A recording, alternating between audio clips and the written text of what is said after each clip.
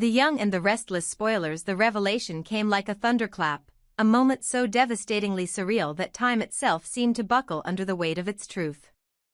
The grand facade that Carter had worn for months, the calm, calculating assistant, the seemingly loyal confidant, collapsed in an instant the moment his gloved hands reached up and peeled the leather-like skin from his face. Underneath, not just a new identity emerged, but a specter from the past, a man the entire city of Genoa had mourned, buried, and moved on from, Ray Rosales. The air grew thin in the room as Chance, Billy, and Kane stood frozen, their breath caught in their throats, not from fear, but from the sheer incomprehensibility of the truth staring them down with hollow eyes and a bitter smile. This wasn't just a case of mistaken identity or plastic surgery. This was something darker. The manifestation of resentment nurtured in silence, a resurrection not of flesh but of fury. No one had suspected it. No one had dared imagine that Ray, the man once known for his quiet sense of justice and unwavering love, had crafted a new face, a new persona, only to walk back into their lives under a mask, both literal and emotional. And no one, absolutely no one, was prepared for the carnage he had left behind. Damien had been the first.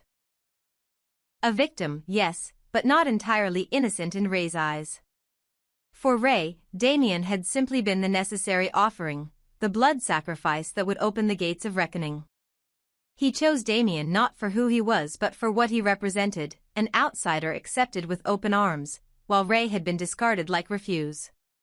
Damien's death wasn't personal. It was symbolic. Ray needed the city to notice, to feel fear again, to sense that something old had returned with new purpose. The blade had slid with brutal precision, but the intent behind it was deeper than vengeance, it was a declaration. And now, as the truth unraveled, Genoa City would finally hear it. Chance took a step back, gun drawn but trembling, not because of fear, but because of betrayal. He had once considered Ray a friend, a partner, someone who embodied moral balance in a town too often gripped by chaos. But now all he saw was a shell. A man stripped of empathy, molded by rage, disfigured by a love that had died long ago. Billy, ever the skeptic, tried to rationalize it, but there was no logic to what stood before him.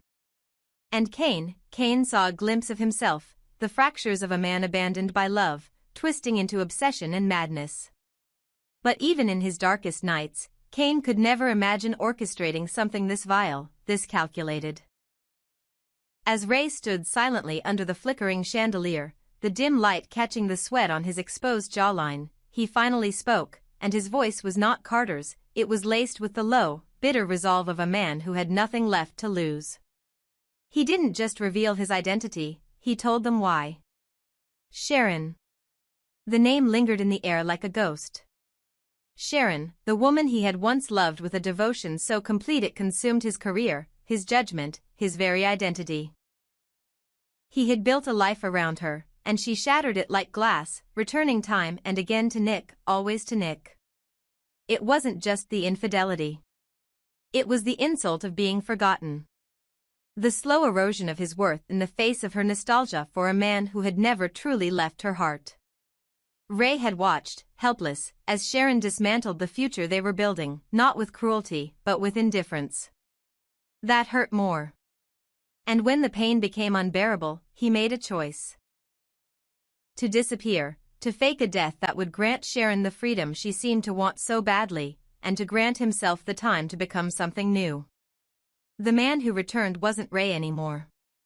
He was Carter, the persona born from ashes, rebuilt with surgical precision and psychological torment.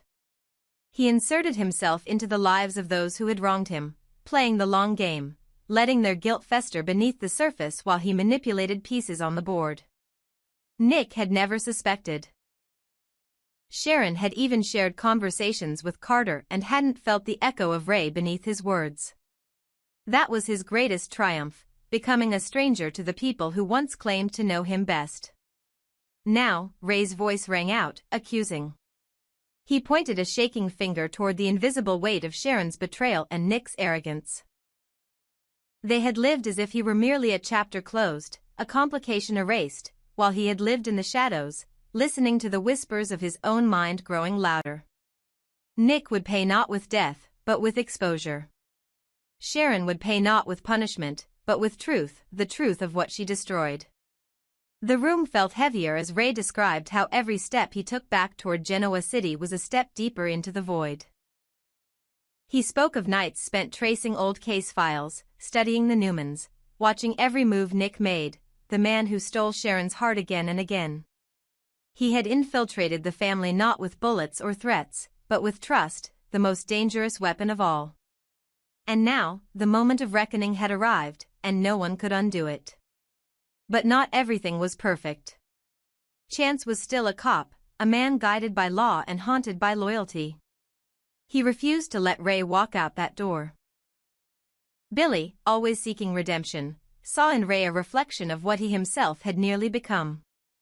And Kane, torn between vengeance and understanding, made a move that no one expected.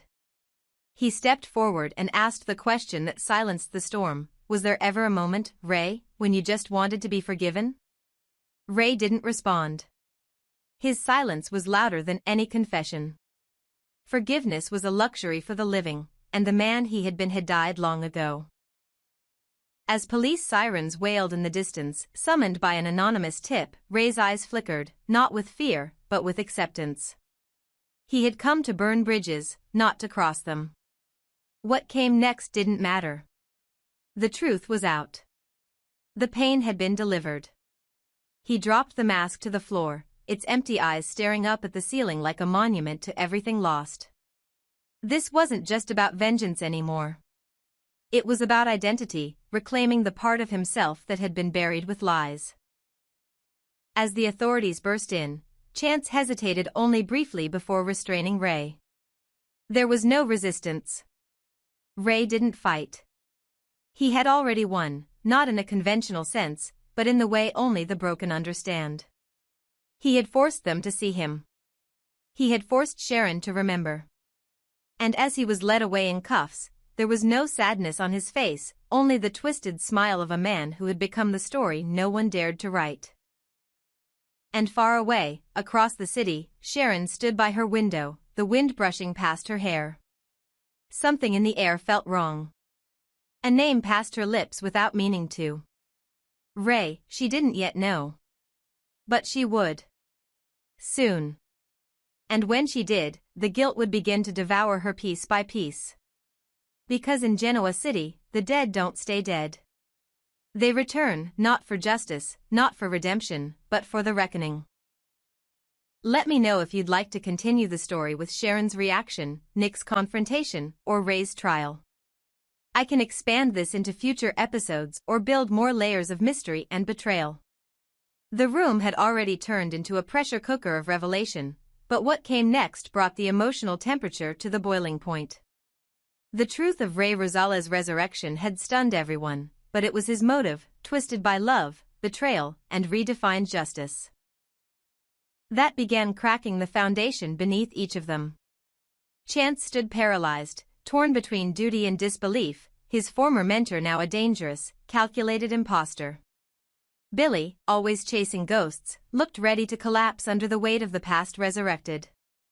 But it was Nick who finally found his voice, a voice hoarse with equal parts regret and confusion.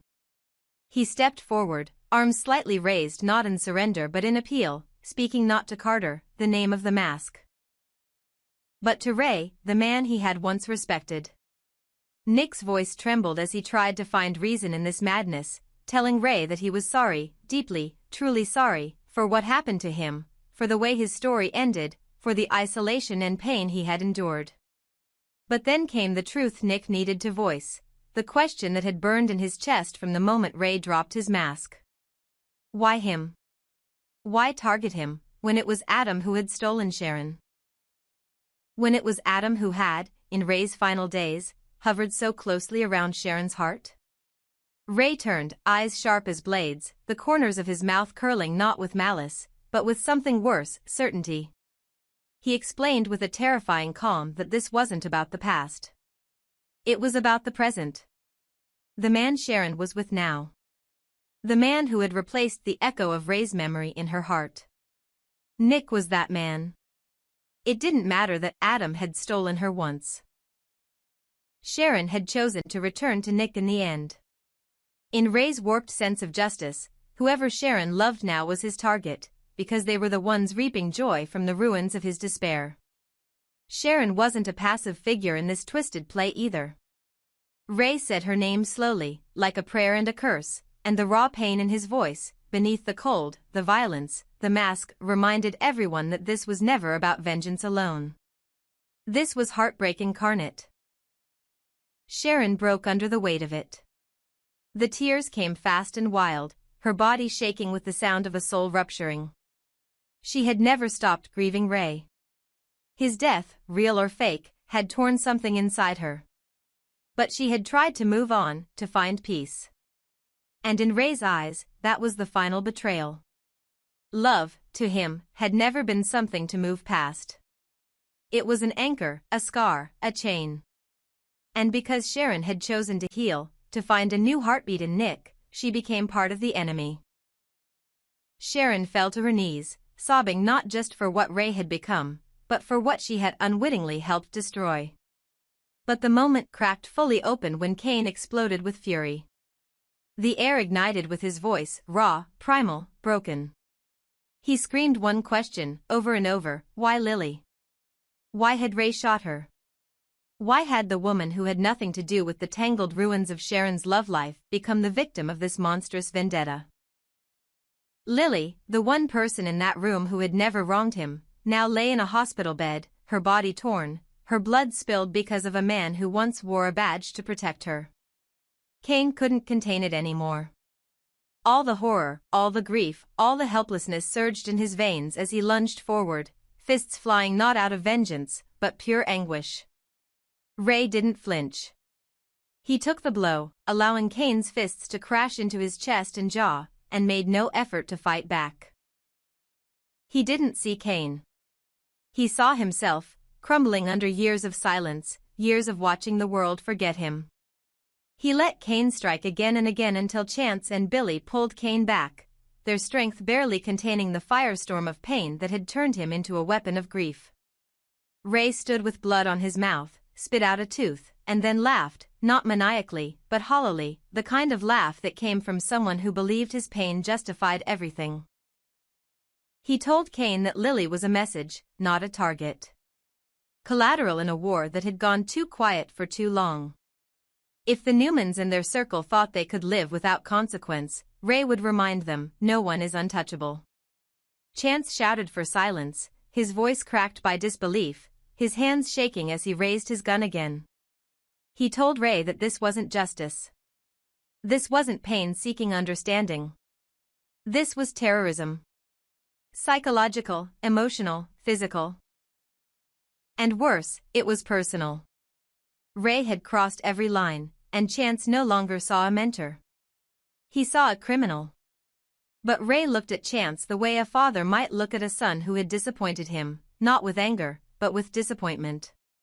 He told Chance that he taught him everything, how to read people, how to see beyond masks.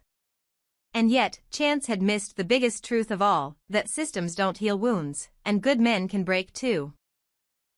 Billy, watching from the corner, tried to make sense of it, but failed. He'd made bad decisions his whole life, lost people he loved, betrayed those who trusted him, but even he knew when to stop. Even he knew there were boundaries, even in pain. What Ray had done couldn't be undone.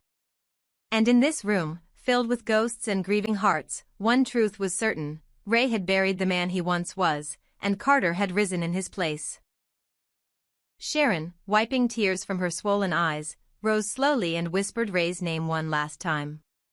It wasn't a plea. It wasn't a confession. It was a farewell, to the man she had once loved, to the man who had smiled at her across coffee tables and stood beside her during storms. That man was gone. And as sirens grew louder outside, the moment drew to its end. Police were minutes away. Ray could run. He could resist. But instead, he stepped into the center of the room, his face split between rage and peace, and raised his hands in surrender. Cain turned his back on him, unable to look. Sharon collapsed into Nick's arms. Chance whispered his Miranda rights not like a script, but like a eulogy. And Ray said nothing, not because he had nothing left to say, but because he had already said it all, not with words, but with wounds. And in the silence that followed, as police stormed the scene and led Ray Rosales, now and forever branded Carter, away in chains, one truth remained carved in the air: love doesn't kill. But when forgotten, it can twist into something that does.